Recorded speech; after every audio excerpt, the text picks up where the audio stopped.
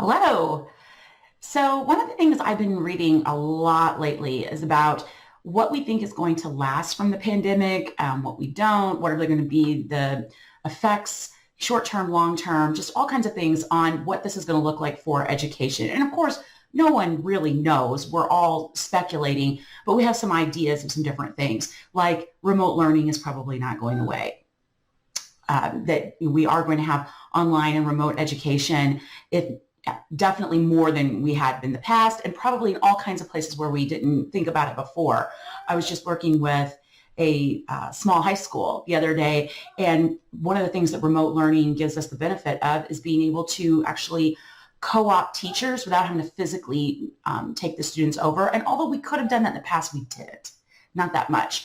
So one of the things I was thinking about that you should definitely consider doing in your school, again, doesn't matter if you're a teacher or if you're an administrator or you have another role, is you should be looking to see, are you having conversations about what we think we're going to keep, and what have we gotten from this, all the changes of the pandemic that we actually like? What are some things that we're solving problems that we weren't, and where are there bigger problems that before we could get away with them, we really couldn't, but we all felt like we could, but now it's just untenable.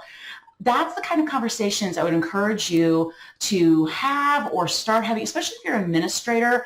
See if you can, open some dialogue to that and get some, conversation going, because it's necessary. We do need to be talking about this. Now, the problem is when you start talking about a problem and we acknowledge it, then people are going to feel compelled to do something. And I get that. And that's kind of scary because that usually requires human resources, monetary resources, time. It requires a lot. But to me, I feel like, and I think a lot of people feel this way, that there's just no other option at this point. We have to do something about it.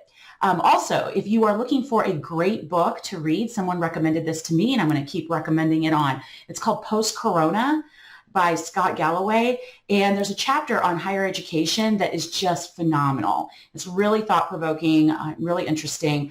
If you read his blog, it's probably not going to be a lot new to you, but if you don't read his blog, it's pretty interesting stuff. I will see you next week.